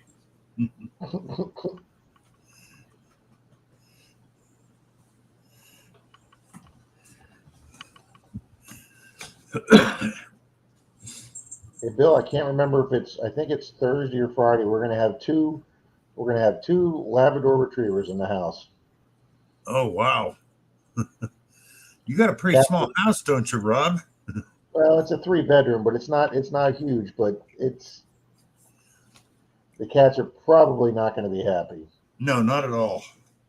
No, not labs. Like if it was like, Chihuahuas stuff. Wouldn't be too bad. But labs? Mike says, I have Farming Simulator 22 running in the background. Cool. I've never played any of those simulator games.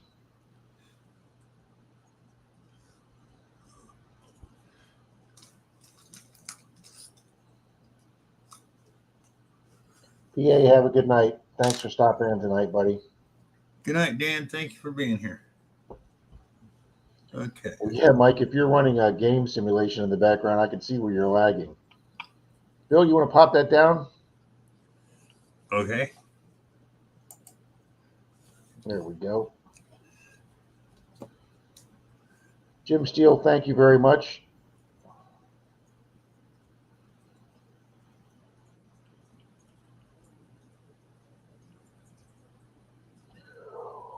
Okay, here we go. Stop it, Rob. Here goes Rob. I know. Sorry, Bill. It's not even 11 o'clock yet. Heck, it's not even 10 o'clock here. So. Well, Bill, I can't walk today, and I'm having to use my cane to get around because my right hip's killing me so much. But I did. We did about 3 hours, about 2.5 hours on Clearwater Beach last night, and I had another good jewelry night. Cool. So even though it's late October, beach season is not over yet here in Florida. Well, Rob, remember we was talking about earlier today all the brass I found? Well, all the brass that I found since I've been hunting down there comes to 23 pounds of brass. Oh, Bill, that's going to make you some damn good money, buddy. $2 a pound. Is it $2 a pound? Here, yeah. Oh, that'll get you another backup pinpointer right away. Yep. I saw that because I looked it up as today's price, Clarksville, Tennessee, $2 a pound for yellow brass. So, oh, sweet. I'll tell you something, Bill. I'm so excited I found my backup pinpointer that I didn't lose it because that was $117 out of my pocket now that I don't have to spend. So Yeah. I am so happy I found that thing.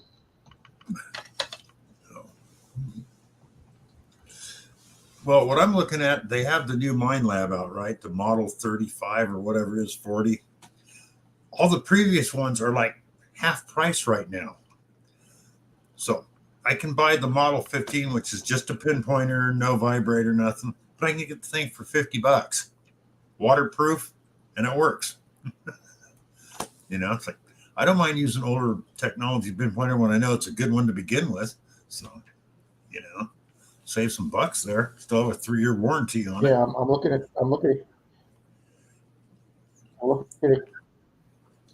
Calico's site right now. $110 for that Pro Pointer 2, the black one. So I'm awful glad I found that, Bill. Yeah. Oh yeah. I mean, literally, it was brand new. It was the first time I'd ever used it.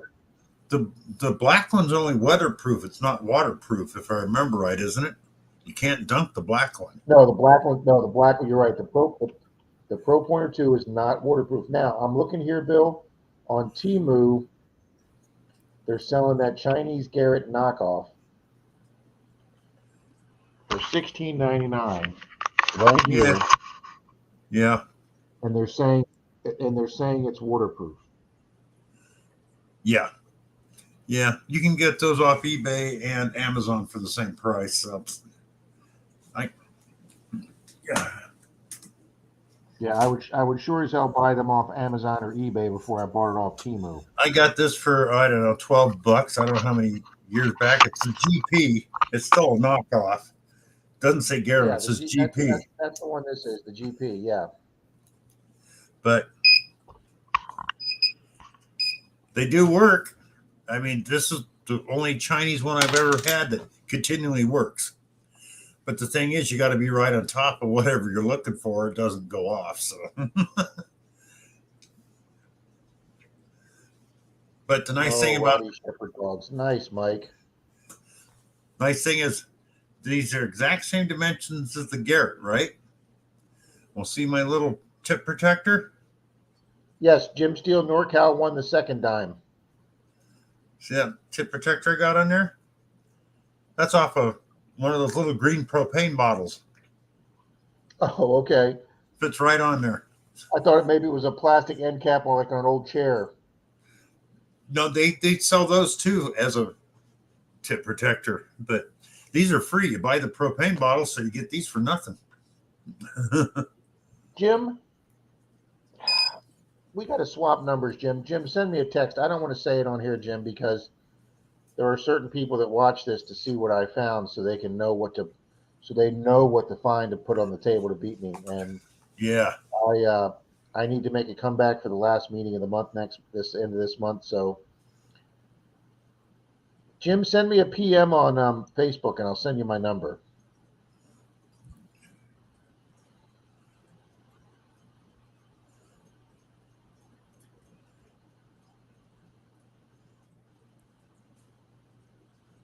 Yeah, I did about 45 minutes, an hour in crotch deep water yesterday, Bill, and it's getting a little chilly at midnight in the water here.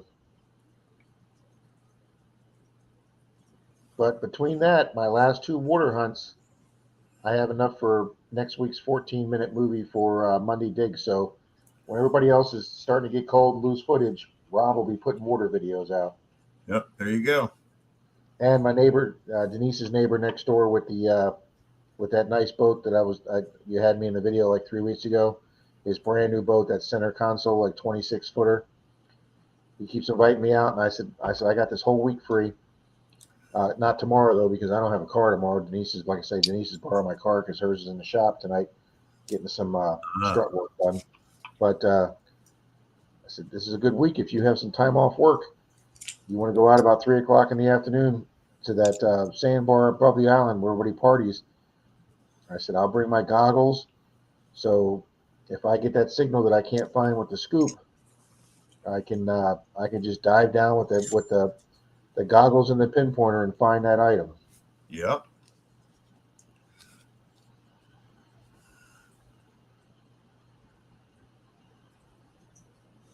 NorCal uses plastic dip on his pinpointer. Yeah, I know other people that do that. It works. It's the same dip you buy. If you got older pliers and stuff that don't have rubber on it, you just stick it down in there, the handle down there, and get it on the pliers. Mike, sometimes we have some Canadians in here. Sometimes we have Nick Molnar in here. He's from Canada. Jason, BC Treasure Trails, is from Canada. Looter 8. And Mr. Looter 8, yes. Mm-hmm.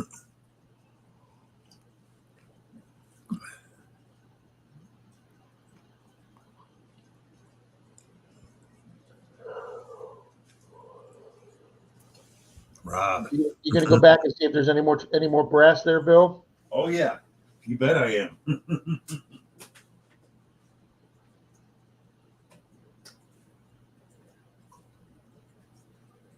I may have, Jim. I didn't look at it. I'll look at it tomorrow morning. I'm gonna ship your gooey's off tomorrow morning, Jim. Well, I'll package them up tomorrow, and then when Denise comes home with the car about 3 o'clock, I'll take them to the post office tomorrow. So Jim's gooey's are going out, and Shannon Dalton's gooey's that want them are going out. Oh, well, at least one thing I got to find out, Rob. The weather's holding, but it's starting to be hunting season here. Now I know they used to allow out down there, but I don't know if they still do because all the stuff I've been finding is old. But I got a guy that lives across the street from me is one of the caretakers. And I got to ask him, hey Dean, do they allow hunting down there? Because if they do, I'm going to stay out of there during hunting season. Oh yeah, absolutely. Yeah. I love to go hunt, but I don't want to get an arrow or a bolt in the back. So Very nice, NorCal. I will say this, Jim Duncan. I will say this. I did get silver last night on Clearwater Beach, so that's all I'm gonna say. yes, he did, and that's all I'll say. Did I send you a picture, Bill? Yes, you did. Okay.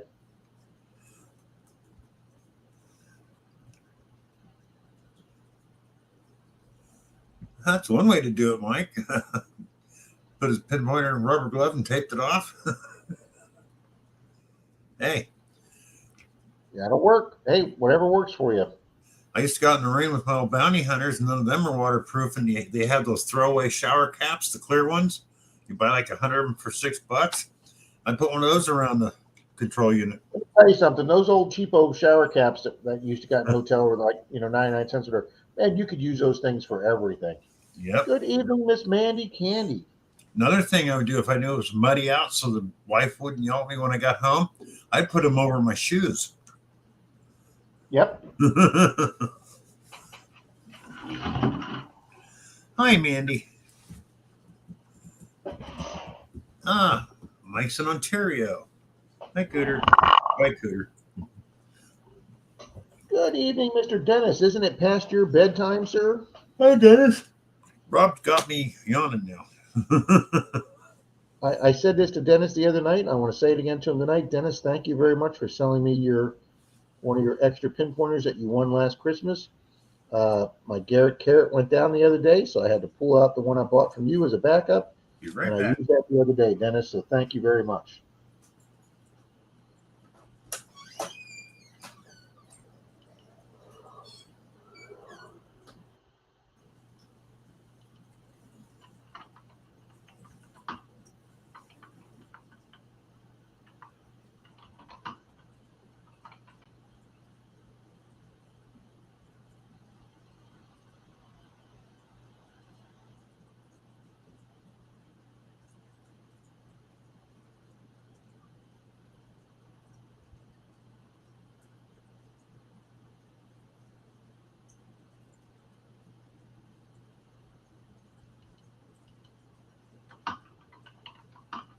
Oh, Bill left.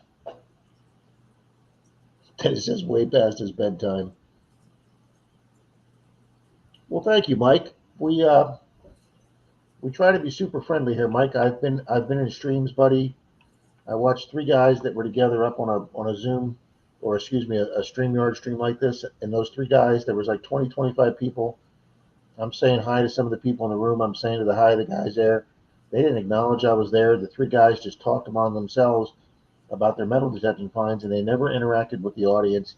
They never answered any questions. They never just interacted. And I was out of there in 10 minutes. If you're just going to sit up there with 3 people talking, that's just going to be like a podcast.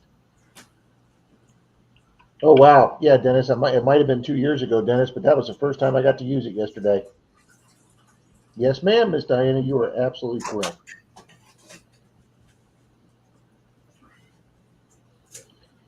Jim,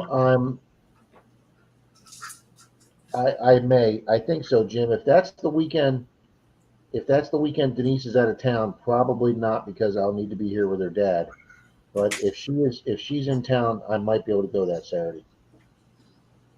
If you've never done the Fort DeSoto hunt, Jim, that's a great hunt. Make sure you wear long pants, because a lot of times they don't cut the the underbrush down. But I have found 4 items there that they're putting in the Fort Museum. I've got the 2 3-ringers, the gold gilded officer's button that was brand new that was dropped, and the 50 cal brass smoke round that was from the early 1900s. And I think it's either a 1901 or an 1899 Indian head that they took to the museum. So I've got Well, thank you, Mike. 4 or 5 of my finds over there they kept for the Fort Museum. Well, Rob, here's a story about a pinburner. I bought this because I thought this one was dying. This is a tech. Okay. It's pulse induction. Hey, baby. And so I bought this, and it broke after 4 months, so I sent it back. This one wasn't dying. I put a brand new battery in it. It had a bad battery. Ah. So now I got Who's the one in your right hand? The one in your right hand. Yeah, who's that made by? That's made by Technetics. TechPoint. Oh, okay. Yeah, you've talked about that one before. That's a pulse. Good evening, Johnny Small Pepper. It's a fun hunt, Jim. You're going to enjoy that hunt. Yeah, you got to turn the damn thing way down because this thing will hit. If you turn it all the way up, it'll hit 5 or 6 inches, which is way too much.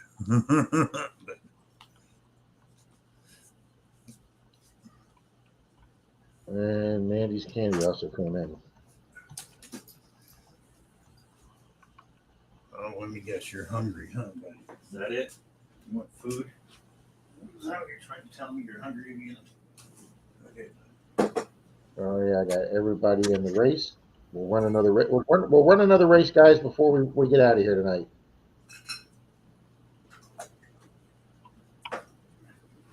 Evening, Johnny Small Pepper. Great seeing you tonight. Dennis, thanks for being up and hanging out with us, Dennis.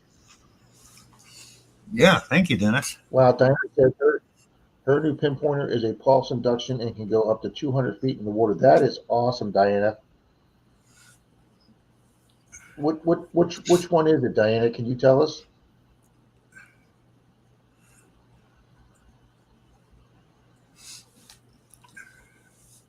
Rob Weigold, how you doing? Evening, Rob. Here's another name we'll put right in there.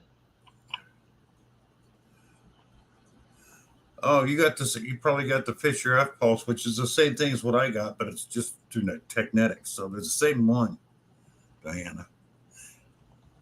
No, you got the X pointer. Oh, that's who makes the X pointer?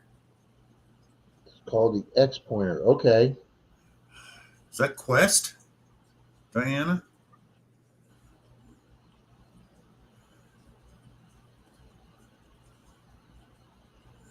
I want to try the Xterra Pro. I really do want to try that. You'll like it, Rob.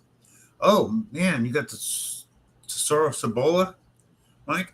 I've always wanted one of those. Those are a great machine. XP. Oh, okay, XP pinpointer. Okay.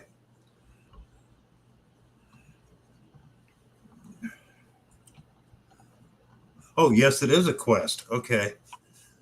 I thought so. I just said, as far as I know. Oh, I see which one she's talking about. The XP MI6 pinpointer. Oh, MI6. That is XP Deus, not a Quest. It's MI6. That's through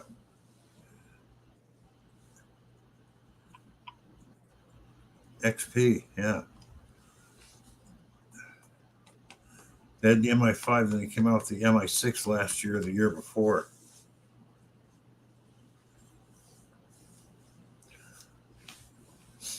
Yeah, I got this mine, and 4 months the on-off switch broke. So I got the RMA numbers, turned it back in. They just sent me a brand new one. Yeah, I told Bill this earlier, guys, but I'll let everybody know. I went to go plug my Knox 600 in today after being on the beach all night, and I literally just picked it up to go plug it in, and I heard something tink on the tile. And I looked down, and there's one of the coil ears laying there on the ground. it just snapped off under pressure. And but I've only had it for about 5 6 months now. I bought it I think in March or April. So what, May, June, July, August, September, October. Yeah, I've had it for 6 months now. So that coil's going back tomorrow. Okay, now Diana says it is from Quest and it's X Pointer Pro. Okay, yeah, that's the company. They've got some new multi-frequency machines out. The Quest 60 to 80 are supposed to be really great machines, but they're around the same price as MindLab. So, because the problem with Quest is they're made in China and they don't have a rep here in the United States anymore. So,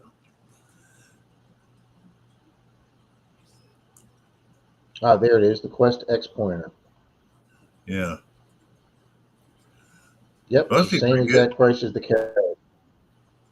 Yeah, they make some really good detectors too. The X5 and X10 are really great entry level machines, but like I said, if something breaks, you got to send it to China because there's nobody here to take care of it now. Because they had a place in California and they closed it up. That's the only reason. Because I wanted a X10 entry level one, and I just never did it because of that. In fact, okay, your style Equinox 800, 600, and the Xterra Pro, the design for the control unit and everything, Quest actually had those out before everybody else did. That's what a Quest looks like.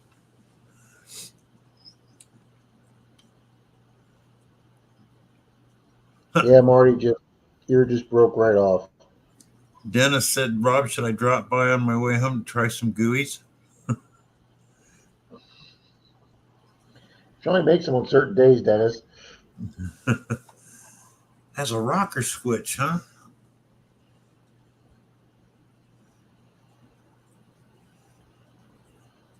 Oh well, that's cool. It changes from regular to pulse. Yeah, that is nice. That I didn't know about them. Sweet. What am I doing wrong? I've owned 4 detectors and never broken a coil here. You weren't buying MindLab, Jim. Yeah, Jim, I've owned I've owned three Knoxes, 2 600s and an 800, and I've broken all the coil ears. Troy's broken his coil ears. Probably 75 to 80% of the people I know that have owned one have broken. The only person I personally know that hasn't broken any coil ears is Dalton, and he is very. Uh, he's pretty meticulous with his machine. His machine's never been in the water either, so. Oh, Jeremy says he's coming down December 23rd through the 28th, Rob. Well, good. Then he can take me metal detecting on my birthday on the 28th. There you go.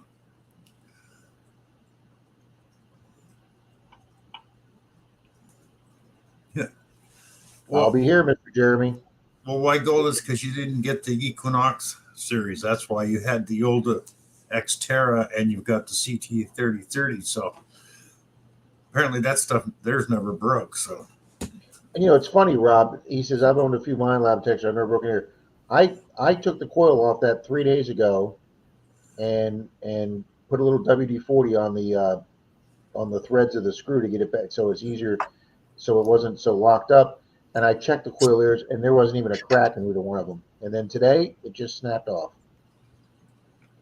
All right, let's see where Altoona, Florida is. no, coil ear, Nathan, not leader.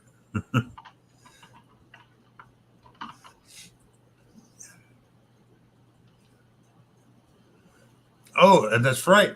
White Gold has the Knox 600 or had. Yeah. Yeah, I understand that, Mike. The Cibola goes a lot deeper than the Xterra Pro. And then the Cibola's big brother, which is the same one with the Vaquero with the manual ground balance, will kick the Cibola's butt. Nathan hasn't broken his. Dennis hasn't broken his. So.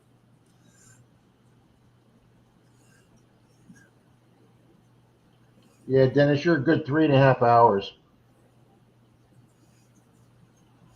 Oh, NorCal says he's got hundreds of hours on his and never broke an ear or flooded it.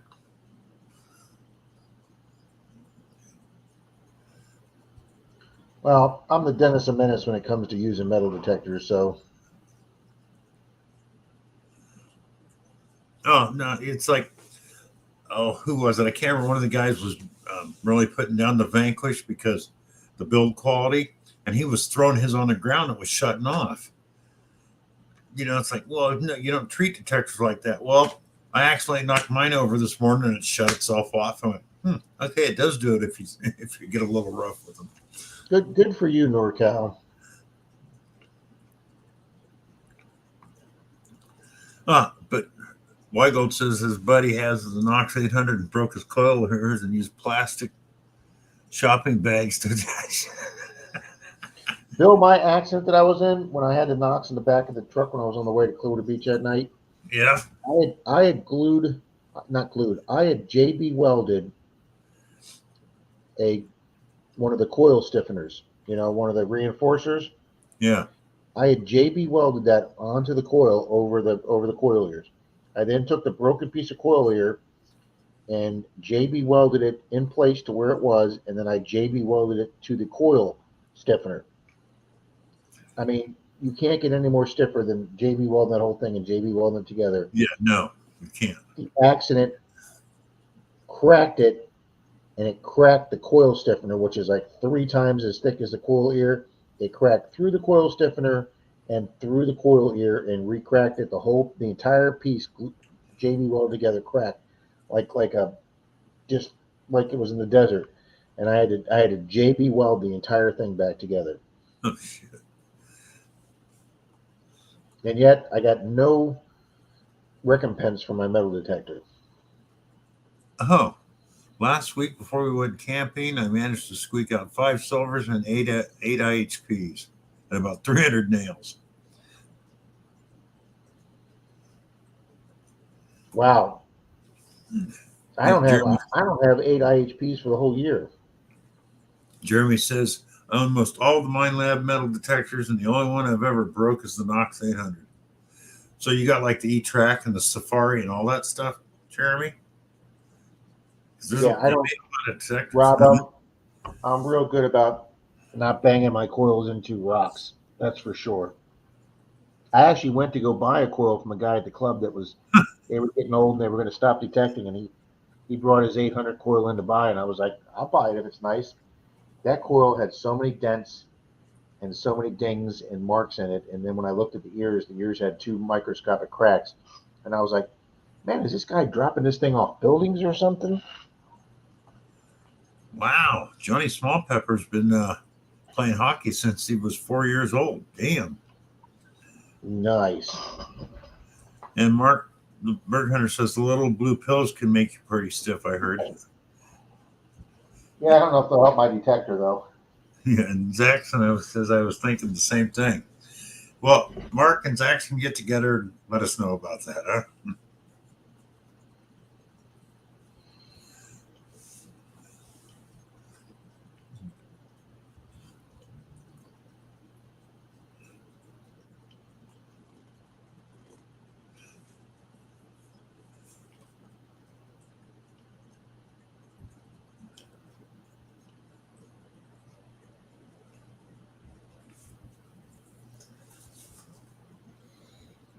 Well, that's where that is. Okay.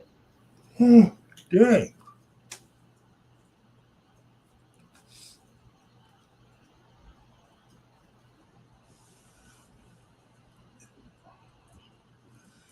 Ugh.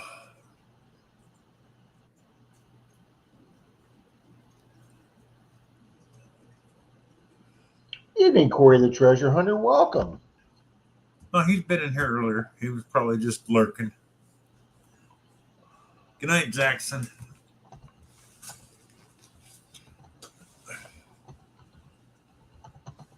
Well, you want to do one more race, Rob, before we... Yeah, let's do one more race. I just put those 3 people in, so we got everybody in, Bill. Okay.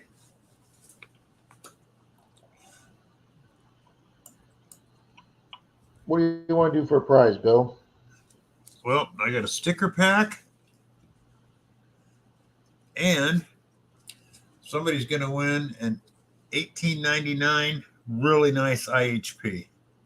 Oh, sweet, sweet. All right, sticker pack and an IHP. Wow. Bill's got the race up. Yep. Wow. Jeremy's got the All righty.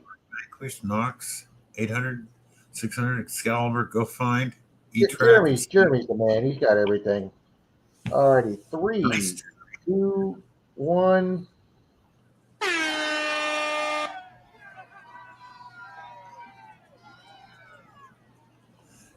Mike Robertson, Indian Head Penny. That's what they had before the Lincoln pennies came out. Yeah, before the wheat pennies. Yep. All righty. Oh,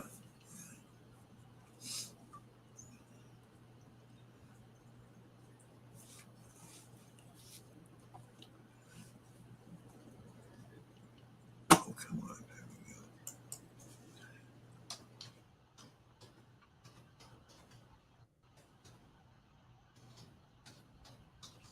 That's not the one we want.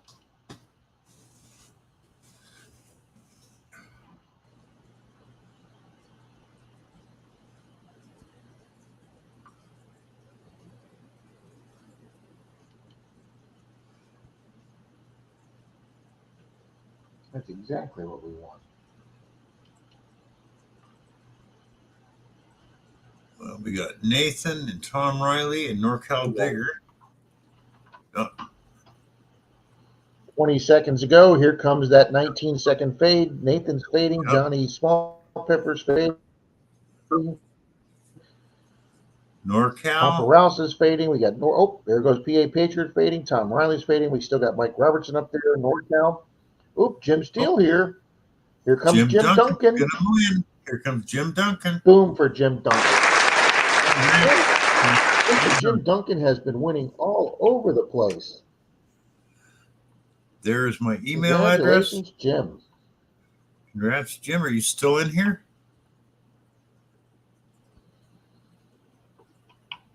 Let me double check, Bill.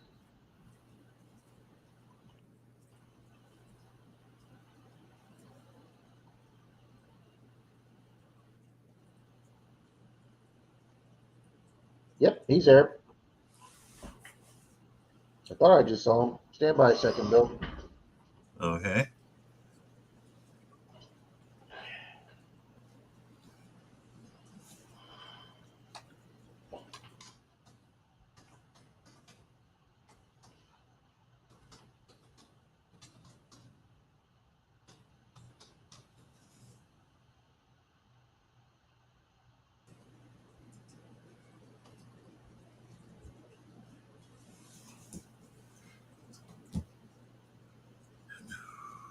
Jim Duncan, you still have, there you go.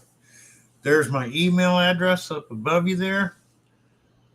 Hot Prosperous and Dirt, xbo1956, hotmail.com. Give me your address. I'll get this mailed out to you.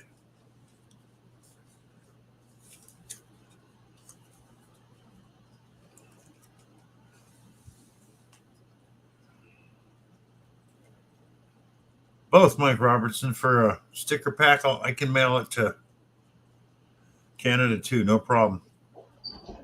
Any kind of not here. There he is. Cool, thanks. yeah, Congrats, Mike, Jim. He's been kicking butt lately. if we're giving away a prize other than something we could mail with a stamp, we usually do a Amazon gift card instead for people in Canada. Yeah, but Mike, for